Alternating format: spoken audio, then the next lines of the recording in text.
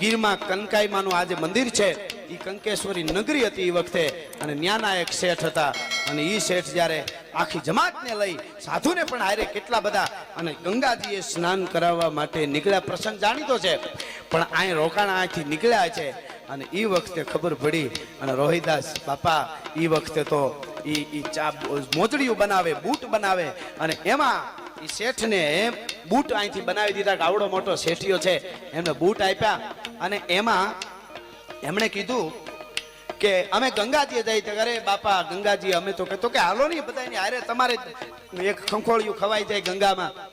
એ કે વાત બધી સાચી, પણ મારે તો અહીંયા કેટલા બધાને કહેવાઈ ગયું છે ને આ એટલા દિવસોમાં આ મોજડીયું બૂટ મારે આ કામ પૂરું કરવું પડે, અને પેલું કર્મ જે છે એ તો આપણું કર્મ છે, એ સાચી ભક્તિ છે, એટલે મારાથી ન ફુગાય. પણ એક કામ કરો, આ ચુંદડીની મોડીઓ લેતા જાઓ ને માં ગંગાને મારા તરફથી આપી દેજો, એથી વધારે મારે કાંઈ નથી કેવું સાહેબ.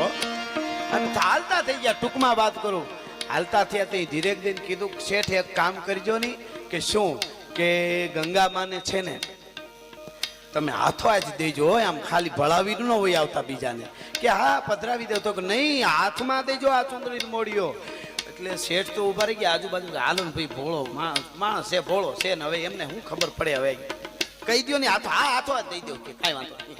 એને એમ કે કાંઈ લાંબી લોપ ન થાય ને આપણે કેવા ખાતર નીકળી ગયા, આખી વાત જાણીતી છે. પણ સાહેબ બીજો ભાગ જોવા માટે લાઈક કરો અને સબસ્ક્રાઇબ કરો.